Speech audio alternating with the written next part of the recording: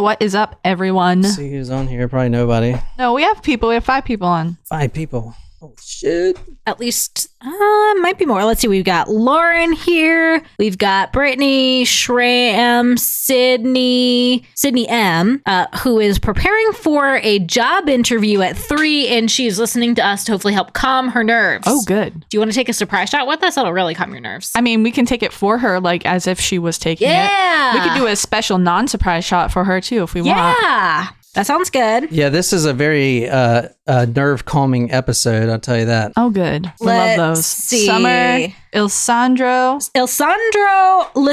from Argentina. Argentina. Oh, nice. Argentina. Summer's here. Wolfie's here. Welcome, everyone. Natasha's here. Hey, Natasha. What's up, everybody? I'm trying to log in still. Forgot I need a computer for this. So since we went brunching, you know what that means. That means that I was on time. Actually, I was early. Mm-hmm. Way early. I know. What the fuck? She was dropping her mom off at the airport. Yeah, it's thanks to my mom that I was early. Yeah, tell your mom thanks for last night. I mean, for, getting her stuff ready to go quicker. You better be careful what you say because she would probably be very flattered by that. I know, your mom and my mom, whenever John says things like that, like, oh, that John, he's so funny. She'd be like, ooh, I still got it. Oh, man. Meanwhile, John's mom over here is probably like, oh my God, that is my son. Well, I feel like we should do our shot for Sydney, who is about to go on an interview. Yeah. Before we go back to our list. Sydney, you also have to take a shot. I mean, it may calm the nerves, but also don't let them smell the alcohol in your breath if this is in person. Mm-hmm. Oh, or you can put the baking soda in the mineral water in it, and then you won't even be able to taste the alcohol. We have not tried that. Also, have you tried so we've been doing soda doping. We took a break because it is so nasty, but it's just baking soda and water, and it's gross. So I'm not confident that this whole baking soda and mineral water thing is going to be good. So the baking soda I actually use when I was younger, my mom used to give me baking soda, like if my stomach was upset. It's kind of like the similar effects of Alka-Seltzer, but I love baking soda for multiple reasons, not to taste, not to eat. I mean, just like it's such a miracle substance. Like, yeah, it does a lot. I put it in our laundry. It deodorizes. I always have some in my refrigerator. It cleaned off my stove the other day. Helps with, upset stomachs. So honestly, it actually makes my stomach upset. Really? Yeah. It makes it upset or you get gassy? Well, that too, it kind of makes me nauseous. Oh. What the hell are we talking about? The baking soda doping. Sydney goes, you know what? I got a couple hours. I'll take a shot. Yeah. All right. Well, let's do it then. Hey, Sable. We missed you. All right. Surprise shots. Surprise shots. We don't know what they are because they're a surprise.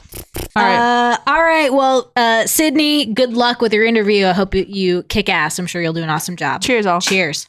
I don't know what that was. It wasn't terrible, but it has a weird taste to it. It's a weird taste. That was that peach moonshine. Oh, okay. That's fucking moonshine. That is not moonshine. Oh my God, we already said talked about this so many times. We understand it's not real moonshine. Would you like the real moonshine? Because we also have that. I have a great episode today. This will be a 2-part episode, and the next part will be for Tacos Primos, but it would also be available on Wednesday of next week. We also recorded one the other day. Did you see that one? I know you weren't here, but No. It was the balloon disaster of 1986. Oh, no. It was, what'd you think of that one, Nicole?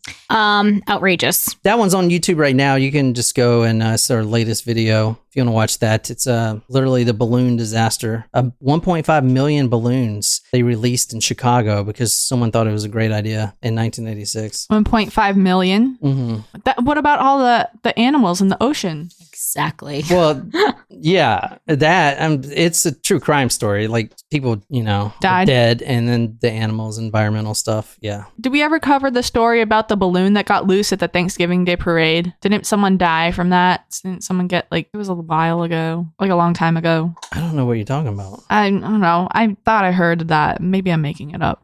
All right, let's get on with this, man. I am going to go to Google Earth. If you are watching this now on live stream, just look at your screen. We're going to get this thing started, man. Let's get it. I'm excited for this episode. I don't know if anyone's heard this or not. I don't think it's really covered very much, but if you have, just don't spoil it for anyone else. But we are going to Michigan tonight. If anyone's in Michigan on the live stream, give us a what's up. Obviously keep your head down, because the bullets and stuff, but what's up? I'm just kidding. Detroit's pretty bad.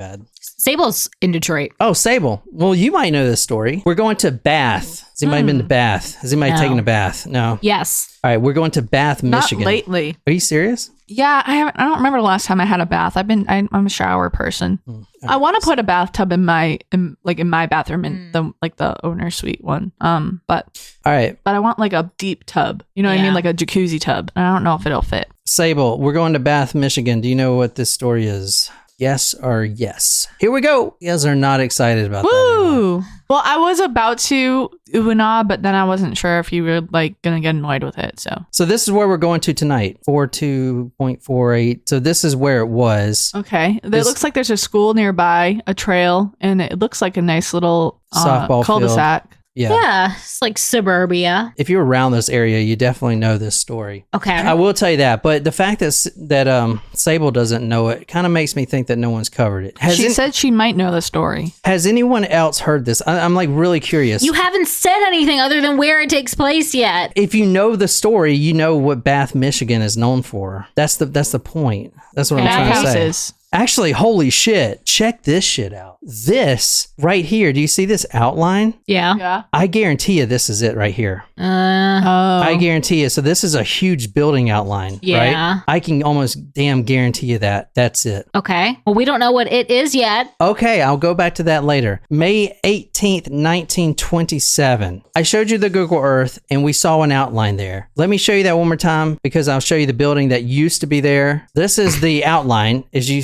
can see here. You see this outline? And this be the building that was there. Yep. So, a schoolhouse. Oh. Oh, Jen does not like this. Oh. She's like, where did the school go? Oh, Jesus. Where did the school go? Oh, Jesus Christ. So I think that's it. Dude, it kind of looks like it. It might be. I think it is. I mean, it was from 1927. That's so weird if it is. Okay. Holy shit. May 18th, 1927. This is, I showed you, is the Bath Consolidated School. What does that mean? Consolidated school? Does that mean it's like elementary and middle and high school all in one? We're going to get to the history of it. Oh, okay. But I will say at the time, this was a state-of-the-art school, especially for the small town of Bath, which is extremely tiny. How tiny is it? It was so tiny that Well, all right, I'll tell you this. That school that you just saw, and I'll put all these photos on talkmore.com, was a, quote, shining landmark overlooking the town, symbolically representing a higher ideal and bright future.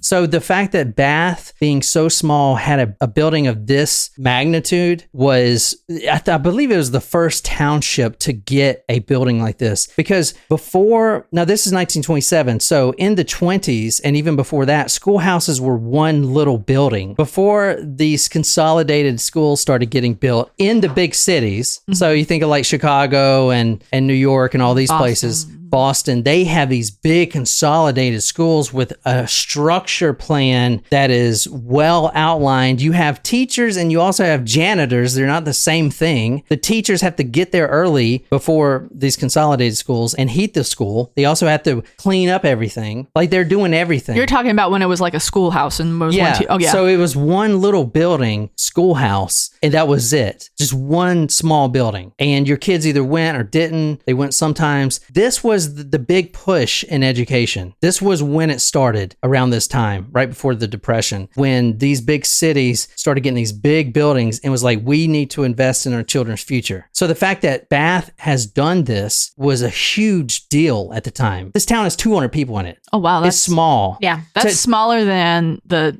graduating class that we have this year. Exactly. That is where we're going to tonight. That school, May 18th, 1927. This is the final examination day right before summer break. So when is summer break now? Is it around the same time? May? Well, different areas have different times, but generally May, June. Yeah. I will say though, for a town that had 200 people in it, did they need a building that size, or did they was this the beginning of like regional schooling? Did they send Bath and from the students that's sitting next to Bath? Like, yeah. Bath was always overlooked. You have Detroit right there, a big city. You have all these other Lansing. Bath was just, I mean, no one's even heard of it now. So this was more of a statement. You know, we're going to build this school. And the people in Bath were just regular subsistence farmers. Okay. So, you know what I'm saying? Like this was unheard of to build something like this. And you saw it is huge. Yeah. That was a big school for such 1927, small number of attendees. Exactly. Because as you've considered, like 200 people, you'd say the average family was probably like 4 or 5. And then... Yeah, so I mean, there were probably like maybe 24 kids in the school. Yeah. You know what I mean? It's not like it's a big school system. I can't imagine more than 50 kids. No, that's what I'm saying. Like, and that's almost like, so if they didn't just have Bath, it would like if they did just have the people of Bath, then it would almost be like a waste of resources and time.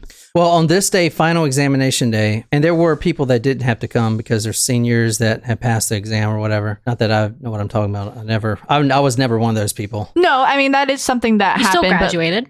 But it was all education levels. Like, so there was high school. Okay. Mm-hmm, yeah, there was elementary through high school. Yeah, high school seniors. So basically, I don't know, like 4 years old to 18, pretty much. Now, a new school like this, even though it's state of the art, in 1927 especially, there's going to be problems right out the gate. Now, this specific day, May 18th, the morning that we're going to, there were 205 people in this building. So like you said, that was a lot of people. And how many did I say that was in Bath? 200. There was only 200 people, probably less in Bath at the time. So these students and teachers come from other townships and other, places. Right. So we're starting with a repairman there, George Harrington, and his partner, Frank Smith, who also doubled sometimes as a substitute teacher and just kind of helped out. This is a brand new school, brand new, out of the box. And this school has a lot of problems. So they were in the basement because they were trying to fix this broken water pump. Now, this is in the morning, okay? And let me show you what a water pump would look like. Now, granted, this is not the exact one,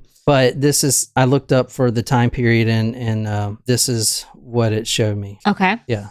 So the water pump was broken, which means no fresh water. They can't wash their hands, stuff like that. So they were down there fixing it, and it was 9:40 a.m. This water pump was out of commission. It was the generator that was malfunctioning. Now, I want to say this is going to be important. Schools at this time, even though they were state of the art, they still ran on gasoline, which is not a really good idea. No. A lot of the ovens and stoves in the home also ran on gasoline, which is also a terrible idea. And it only lasted for 5 years, and then there was just too many deaths. Like, there's a lot of housewives and stuff using these gas stoves and would just get incinerated. So they took those off. But at the time, the heating system was using gasoline.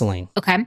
This was the last day before summer break. The kids were all excited. Most of them were taking their final exams. No more pencils, no more books, no more teachers' dirty looks. Yeah. Have you heard that before? Yes. Oh. 250 students were in this building, and a couple of the students, the seniors who didn't have to take this exam, were outside. They had to be in class in PE around noon. It was like 1:30. They had to be in there, so they were just there anyway. Where else is there to go? They were out front of this school that I showed you. They were playing softball, and I'm going to tell you a lot of names, but don't get bogged down on the names. It's just for story's sake, right? All right, the 2 repairmen are down there in the basement. You have a few seniors, Arthur Woodman, Donald Ewing, Charlie Havlin, and William Robb. They were outside playing softball at the same time as these repairmen were in the basement. This is 9:40 a.m. So I'm showing you what everyone was doing at this time. The timing is extremely important. They were playing softball. One of the seniors threw a pitch at 9:40 a.m. and it soars over his buddy's head. And looking out of the window of the schoolhouse at that exact moment, she can see this ball soaring over the head, was one of the elementary teachers. Her name is Leona Gutskens.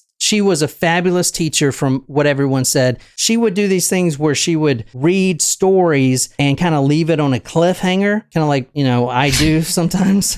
You don't do that. And her students would beg her to continue. So she would always have to read more than one story. She was a great storyteller. And like I said, she was, So she gathered the kids up in the back of the classroom for story time. They're begging her to read them another. One student later recalled about the teacher, quote, when she got to an exciting part, she would stop and make us wait until the next morning to find out what happened next. So this teacher, Leona, is glancing out the window. The 2 repairmen are downstairs in the basement looking at this water heater. And at the same time, these 3 seniors are playing softball. The ball goes over the head and towards the school. Let me go back to the water pump right quick. The two repairmen, Frank Smith, George Harrington. It's a regular day. They've been messing with this water pump all morning. They got there at 8 a.m. It is now 9:40. They are fed up. They cannot understand. It was something with the bypass valve or something. It does have electricity hooked up to it, but they cannot figure it out.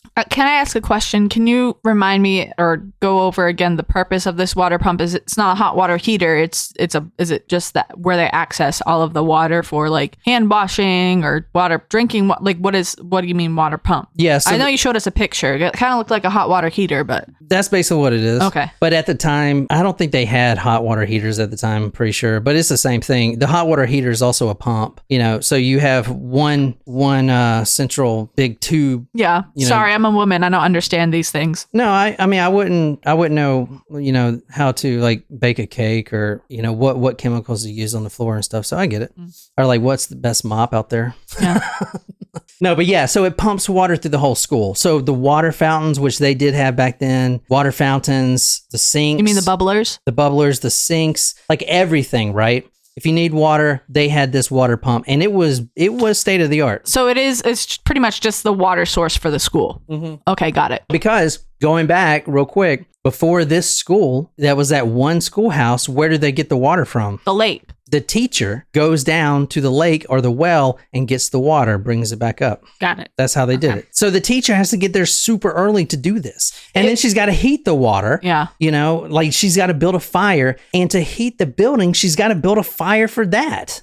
Like she's getting there. I know, right? Yeah. So this is completely different. I mean, I'd probably, if it were me and I had to do that, I'd probably have to get there like way super early so I could have like my, woe is me Disney princess, like true love will find me moment by the well to get the water. The wishing well. Isn't that one of the songs? The wishing well. Is that Snow White? No, yeah, wishing well.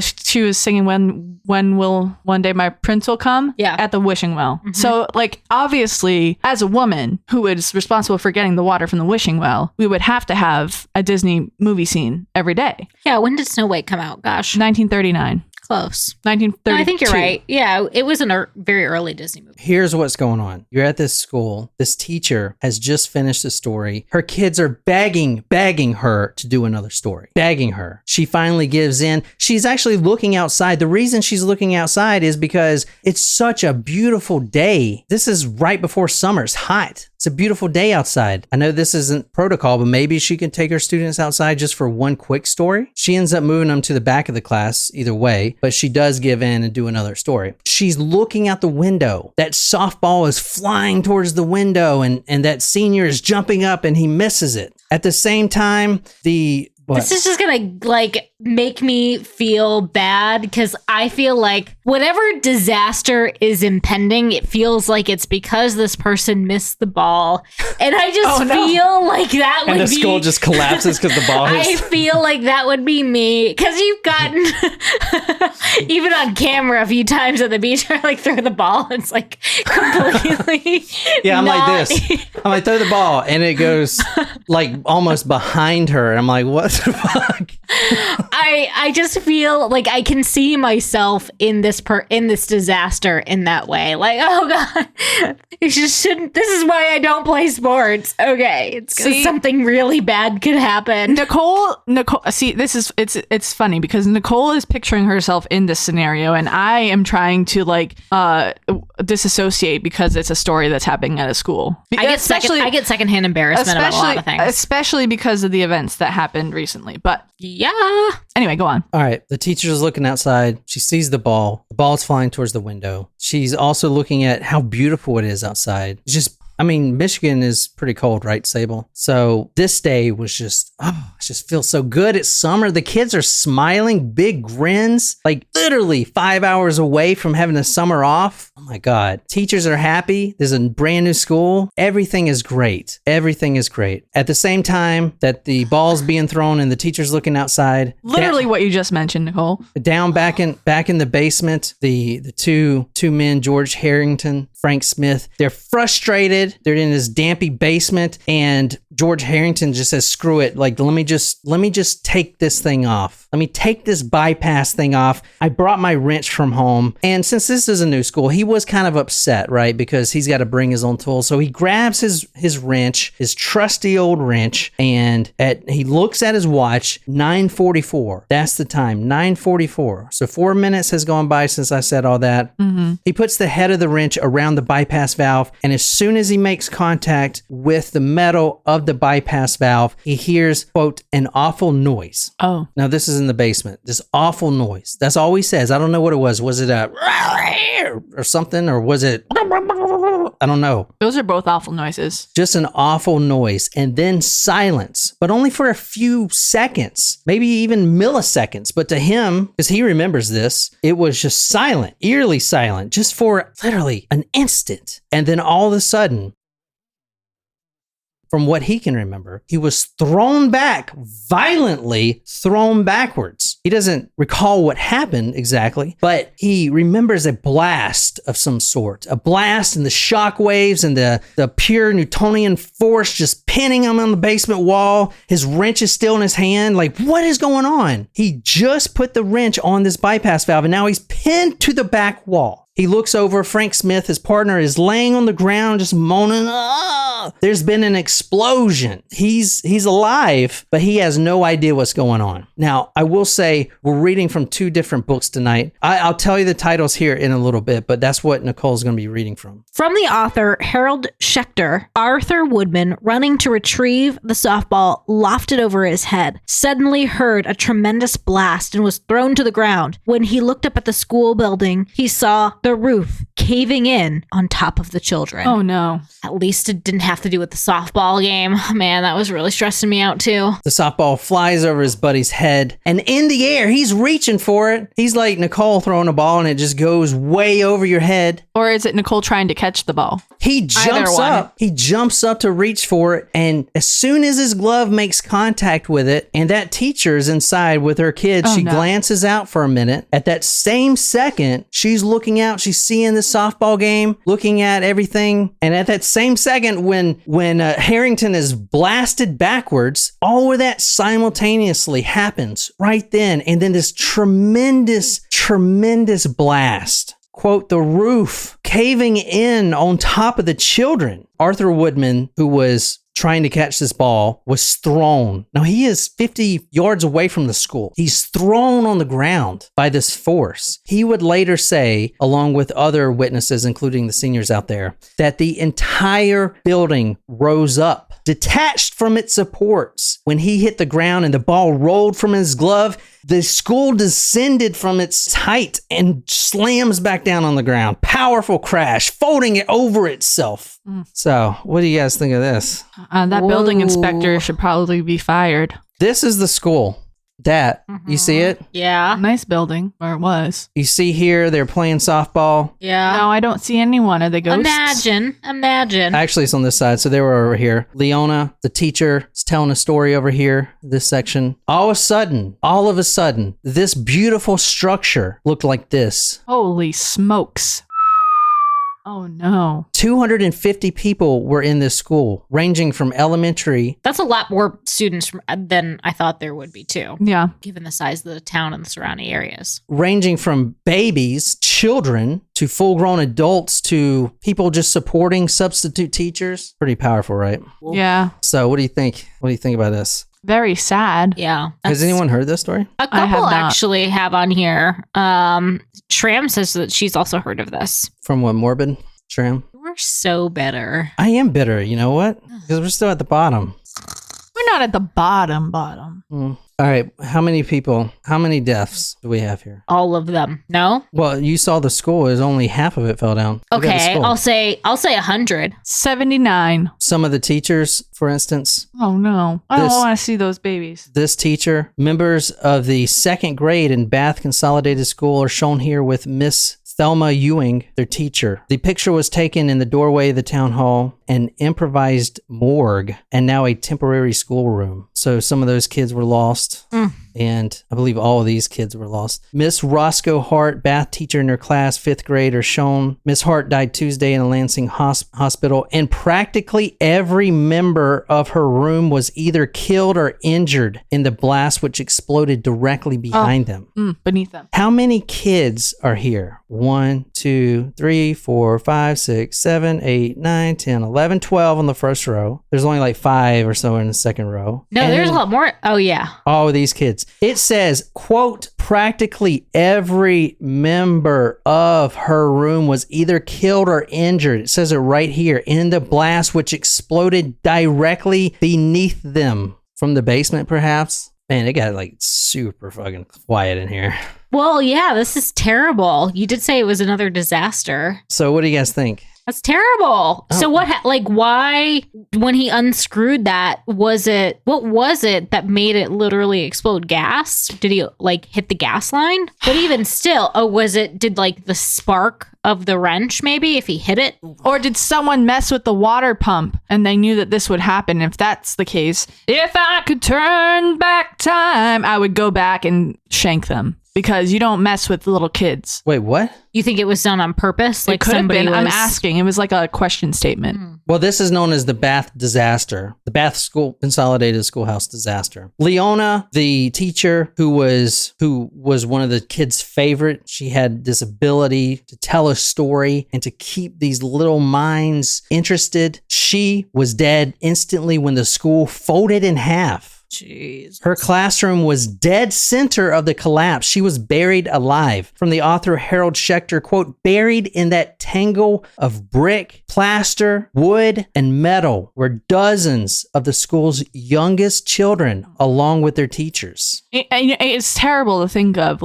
because oftentimes with these types of things, not necessarily school, but like building collapses, and a lot of victims may die instantaneously, but a lot of people don't. And could you imagine being alive and being buried under all of that rubble and debris and hearing the moans and cries of the people who also were not killed immediately? It's just be so traumatic. Like, I don't even know how it would go on. Well, we're gonna like being buried alive. I want to say this episode's about to get ramped up real bad. All right, let's talk about, I don't know why I labeled this section just bodies in my notes. So I guess that's what we're getting into now. Great. Thursday morning, May 19th, 9:45 a.m. From the author Arnie Bernstein, Thursday morning, May 19th, the sun rose over a killing zone. Buckets filled with blood-soaked rags, coats and hats, shoes and socks, like little broken flowers strewn across the lawn. Oh, I don't like that. One girl's blood-stained coat and hat hanging from a tree limb. Oh no, I don't like that either. School books, pages fluttering in the breeze. Oh. So now you have this school, and let me show you the photo one more time, because this right here, what is this section right here? It's just the ground. Okay, I thought it was a trick question, but yes, it's just ground. Well, that ground is now the temporary morgue. Oh no. / triage. They did a great job of making sure all the dead and the dying, their heads were all facing the same way, and they tried to triage based on who needs what parts of who was missing, and how can we save as many lives as possible. Did they at least pitch a tent so like it wasn't all in the open? This is Farmville, USA. Bath Township is small. There's nothing but farmers. There's no big hospital anywhere close. The Red Cross actually had to get out here, and it took them forever. Yeah, but people have been pitching tents for thousands of years. Pitching tents for what? To keep it from people just roaming around and looking at things. But it's such a small town. I don't think that was like a concern. It was probably to just... I will say. But if I was like walking past, I was going to say driving, but I don't even know if they had cars back then or if they could afford cars in there. 1927? There were cars. I think it was just so rural, like in an emergency, especially if there was no Red Cross or something like that. Like this isn't, you got to think if this is in a very rural area, like that's not going to be the priority. Okay, you're right. But there was I'm going to get into this in the next episode, but there were morbidly curious, a lot of people. That's what I'm saying. Rubberneckers. Filled the town up. Not even rubberneckers, because this is a small town. No one's coming through here. This was people coming from every other town around to see the destruction. There was local gas stations around the township that would sell postcards. Then Jen's question was a totally valid one about privacy. I mean, how long was it? Can we loop that? Can we loop that clip too? Some of the most selling postcards, which you're going to be reading some, involve some of the workers pulling out the children's bodies. What the? Those things sold off the shelves. Yeah, it was, same thing today, I guess. Yeah, same thing. That's why we have a podcast about true crime. How long was like the scene and the setup, to remove the bodies and things like that? Like, how long was that? Well, this is probably one of the biggest buildings in the town, so it would have taken more than if it was just a one building schoolhouse with some boards and nails to pull it together. This is like bricks and desks and all kinds of things. I mean, how long were they pulling bodies out to try to like save and rescue them is what I mean. It was for days. I remember a buddy, some of our guys got sent to Haiti and he came back. I was living with the guy at the time and he was like, man, I was like, how was it in Haiti? He was like, dude, all we did was pull bodies out all day long. I'm like, oh man, I'm glad I didn't get to that one. All right.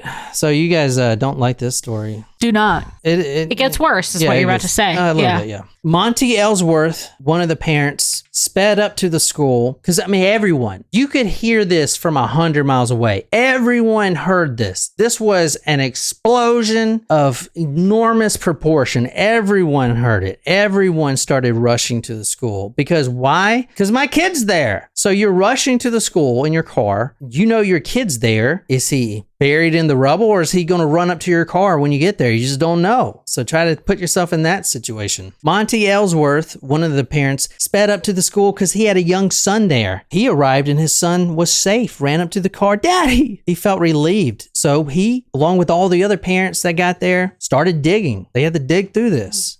Because this is a freshly taken photo right here of, the disaster. And where's all the kids? Where's all the kids that were under there? They're still under there. Mm-hmm. You got to get them out. You got to get this roof off. You got to go in this side. You got to dig these children out. That's effed up, right? He could see a pile of children under the roof. Some of them had arms sticking out, some had legs, and some just had their heads sticking out. They were unrecognizable because they were covered in dust, plaster, and blood. From Harold Schechter, Doris Elaine, Johns was one of the first parents to reach the school. As she neared the entrance, she was frozen by a grotesque sight. The figure of a little girl, clearly dead, hanging by the legs from a pile of crumbled masonry. She let out a shriek as she recognized her daughter.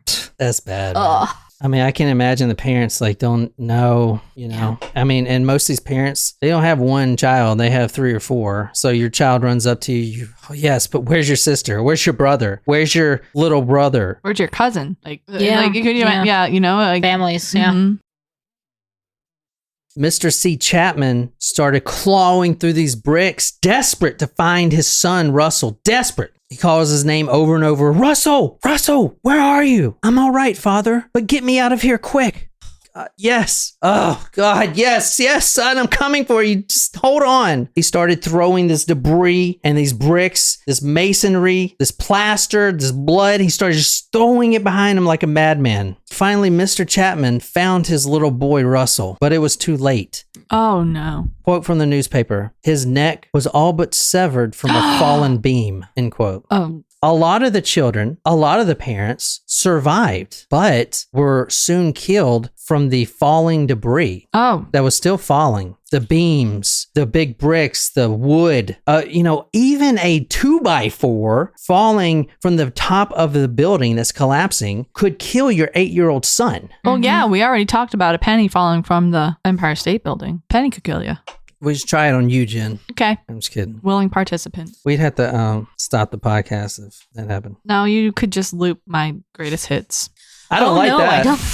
I don't like that. Oh, Jen.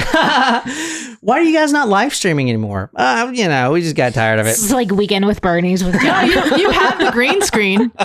You have the green screen. You could just, I don't like that. Jen, good call, man. We do have enough content to do that. We could cut her out altogether. So fucked up. Yeah, because you've killed her, apparently. The other day, so we have a... Is there a murder plot? No, we have a non-lethal firearm, and John asked me to shoot him. And she shot me in the balls. No! I said, I will not shoot you unless you're wearing, like, 2 pairs of pants, 2 sweatshirts with the hood on in case I, like, miss, because you told me to shoot Goggles. She will miss. Helmet and goggles. He was going to turn around, so I was going to shoot him in the back. Yeah, but we all know about your ball throwing. Actually, I'm a much better shot than I am. Do you want me to go get that target in the garage? Because I did pretty good. I'm not going to compete because I don't think I have a good shot. I think I only fired that thing once and it did not go well. Yeah, you killed the neighbor's dog. Stop it. It was 2 blocks away. Not true. But I think John really wanted me to just record doing it, you know? Don't do stupid shit for likes, John. That's how right. some people die. That's called trash streaming. Yeah, trash streaming. We're not that. Not yet. Kinda. Garbage streaming and trash streaming are 2 different things. One by one, these children were all just laid out on the grass. This morgue, they called it the lawn morgue. That's what the paper dubbed it. The lawn morgue. That's so sad. Right? So one by one, they would be pulled out, a lot of them gone, whatever pieces remained, put down on the lawn morgue. Some dead, some dying, some badly injured, but still hopeful. Not to be insensitive, but how do I say this without sounding insensitive? Don't say it. Good call. Go ahead. No, I gotta hear it now. You Maybe gotta I'll say tell it you now. after. No, you gotta say it now. Do you think that they like tried to match Parts? Yeah. Probably. So that if they were could put living? them to rest? Oh, that's a good question. I mean, I would think so, probably. Yeah. I mean, I know they didn't do that with the that one case that we covered with the boat shed. You know, Oh, it's yeah. like, oh, let's just give up now. Well, like I would hope that they wouldn't just Frankenstein all of it.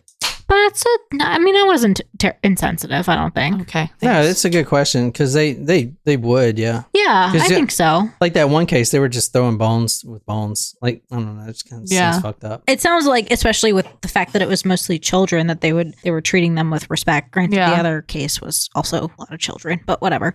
From author Arnie Bernstein, chunks of human flesh entangled in the wires above. Oh. Blood dripped like a red, misty rain. A ruined carnage was strewn across the ground in the trees. The helter-skelter scattering of blood, limbs, bones, guts, and inner organs looked like the remnants of a slaughterhouse hit by a tornado. Oh. Many couldn't take it. Stomachs curdled. Foul smells of raw and half-roasted meat of human origin were soon mixed with a horrible vomit-like stench. Ugh, man, that is really painting the picture for us. I know. I like this author. Woo!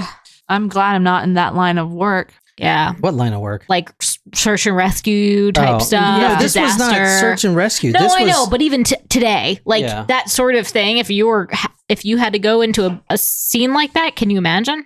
Ugh. That was a good question though, John, because I am in that line of work where things happen. Hey, Chris. What's up, Chris? One couple recalled in the town over, Nellie and Albert Cushman. They were so relieved when they heard the news that, yeah, your son's fine. His name was Ralph. Ralph is alive. Yeah, Ralph's alive. Oh, yes, but they still rushed over there. They pull up to the school, the tattered school, and they're waiting for Ralph to run up to the car. Ralph was alive, and he had a broken leg. However, it was a different Ralph. Oh. Theirs was dead. That's messed up. That's like one of the examples from the Boston Marathon bombings that happened. There was a woman who was with her best friend, and they were standing right where the first bomb went off. And she had the friend's phone in her hand. So when the husband was looking for her, he couldn't find her. And they said, oh no, I don't remember the girl's name, but so-and-so is here, but we can't find your wife. And then all of a sudden they were like, no, we have your wife. But then like the other family thought that their daughter was alive, but it turned out she had passed had the away. phone, yeah. So I don't do IEDs, man. Fuck that. Or explosions. Ugh, terrible. I got stories about that.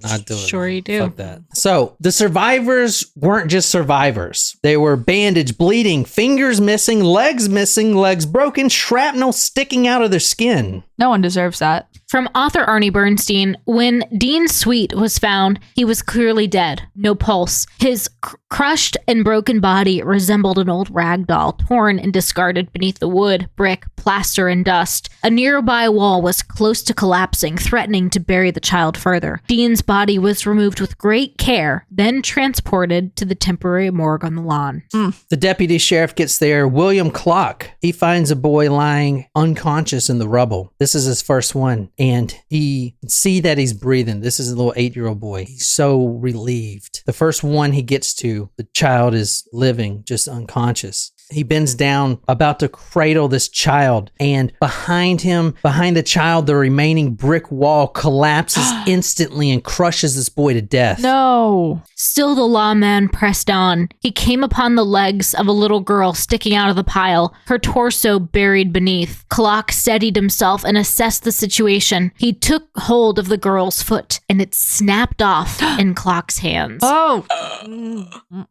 Oh my God, that's so traumatic. All of this is coming from newspaper sources, and this is how they reported it. Across from the school, 100 yards away or so, one rescuer finds a stick lying on the ground. This was 100 yards away. But this stick had an unusual shape. He goes Not a stick. He goes to pick it up, and it turned out to be a human backbone. Oh God. You know what? What? Like when you... What, Jen? Yeah, no shit. What? Jim, what? Well, when you think of disasters and you think of trauma, you mostly associate trauma with the victims that went through that type of disaster. But there has to be like first responders that sign up for this type of job. You know, no one is going to forget that. Like they must have some sort of traumatic response to responding to a scene like this too. So some of this stuff, I mean, it's got to be burned in their minds. Like you gotta thank your first responders. This is kind of what they were dealing with. This is a mangled body right here. This is what the body looks like. I mean, you can't even see it. You can't even make out what that is. It's a crater. You see a crater. Is that the body I there? think this is a leg. Oh. I don't know what it is. Yeah, you can't even see it. You can't make it out. Yeah, you can't because it's been incinerated. Also, it's 1920s photography. True. The fire marshal, Chief Charles V. Lane, gets there. He's seen this before, obviously not on a scale of this magnitude, but he knows all the recent deaths and the explosions in the homes. It's because of this high-test gasoline that everyone's using. It's cheaper. You can heat your home with it. Think about it. The gas that you put in your car, you're going to warm yourself up a bagel or a steak with that gasoline. Oh no, that's going to impact the flavor. That is a terrible idea. So he thinks right away, he knows what happened. He gets there and he doesn't say anything, but he knows that this is the high test gasoline that all these schools are now using as heating systems. It does actually kind of make me glad that this house is all electric and doesn't use. It's electric. But like so or many is that accidents. The hustle music? You can see it. It's electric. Boogie woogie woogie. That's woogie. a roller skating. Man, we should go roller skating, dude. I went ice skating for the first time. Well, no, not the first time ever. I went when I was 3, and that was the only time I had ever gone. But because the teacher was mean. But for the first time in my adult life, I went ice skating last week. To the one in North Charleston? Yeah. Nice. I had to use the push thing. It is kind of. I always had to. The milk crates? No, it was like almost looked like a walker. Oh, I'll show you a they've picture improved later. I mean, granted, I was small, so you would use like 2 milk crates stacked on one another and push them. If we go roller skating, I'll need to bring my helmet. Oh, I'm not I am not graceful at all. Next time I go skates, like blades, any skis. So this fire marshal gets there and he also joins in the search. He meets up with Deputy Sheriff William Clock, and they started digging together. Both of the guys, the sheriff deputy, the fire marshal, they are also trying to inspect what happened. Look at the school one more time. You see that it is only halfway damaged. Kind of questionable. This is the north side. Okay, One whole wing. Is there a second water pump on the south side, or was it? Look Or at that. that's just where the pump was, I guess. Look at this right here. You see it kind of bowing in. in. Yeah. Yeah. Oh, that's a Ooh. good view. Oh. Like the whole thing's bowing in. Yeah. Oh my God. Can you imagine just like, here's a better No, view. Like I can't. looking through this and trying to find your No, your I kid. don't want to think about that.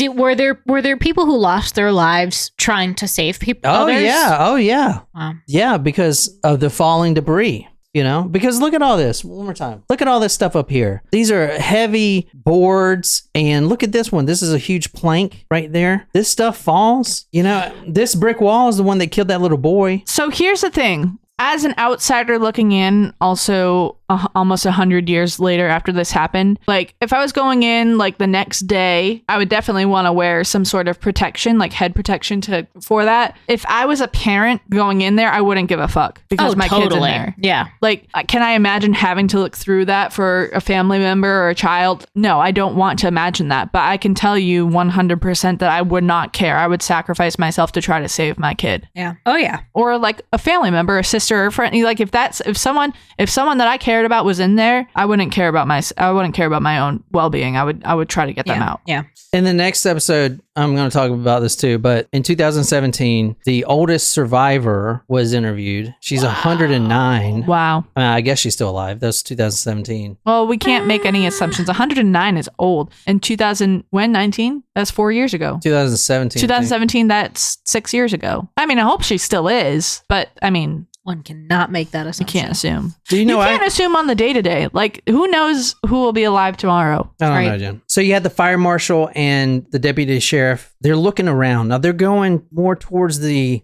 undamaged side, the south side of the school. The deputy sheriff, he picks up this plaster, this big column, and he notices something under it. Uh-oh. What do you think it is? A bomb. It is something odd. Looking in this broken plaster, this blood, and this wreckage, he sees these two little wires, one red, one black. They're frayed. They're frayed at the end. And he notices that they go down on this column. They go all the way down to the wreckage. And these two men, they start digging out this because they're wondering what this is. They've never seen anything like this, and this shouldn't be in a school. Travel down into the wreckage. They find this wire traveling down the columns. It's stapled with these rusty staples, which means someone did it quite a while ago. And down in the rubble, they reach the basement, follow the wires all the way to the basement. And the wires, when they finally traced them to their end, they were connected to this. Sticks of unexploded dynamite. This is the fire chief and the sheriff. Jen, you were right. This was on purpose. So this is I'm going to add this to the tally of the times that I was right. I think we're about to 5 after 423 episodes, but here we go. I think you got 2 this episode. Look at that. 2 for what? What was the other one? I was wrong about Snow White. I was 2 years off. But there was something else that I was saying you got. I don't know. unexploded dynamite. The wires were connected to that, blasting caps, and not only that, it was connected to a battery, a hot shot battery, and those wires were connected to a clock. A bomb. Still ticking. Tick tock, tick tock, tick tock, tick tock, Oh shit. tick tock. They didn't have Tick, bomb squads back tock. then. And that's where I'm stopping this episode. All right, we're stopping that right here on episode 2. Obviously, this is a bombing. This was 1927. The reason I'm doing this story is because, like me and everyone else in this world, we think that this mass shooting, stuff like this, is a recent phenomena. But turns out that this goes way back. Wow. Well, this wasn't a shooting per se, but if you're talking about targeting school children, Right. then Yeah, yes. that's what I'm talking about. Even if the availability of certain things, like you're gonna find a way. Like now it's more commonplace to hear about elementary kids getting shot and killed, which is Terrible. friggin' insane to think about. But in 1927, to blow up a school, they would end up finding 450 pounds of unexploded dynamite. 250 people, students, children in this school. The dynamite that they found, the rest of it did not explode. So look at this photo again. How many other dead people would there be? The whole building would have been completely in smithereens. So we're going to stop that episode here. Obviously, this was something, a terrorist situation or something. We're going to go into everything in the next episode, but I feel like this is a great stopping point. Anyway, what do you guys think? But we are gonna finish it today, right? Like, Yeah, we can finish it today. Look on the Patreon. We'll be there. So for the Tacos Primos. That episode will be ready to go in 30 minutes from now. We'll record the last of it. And if not, don't worry about it. That episode will be out next Wednesday on any podcast channel. But that's all I got. Till next time, good night, you lovely, lovely people.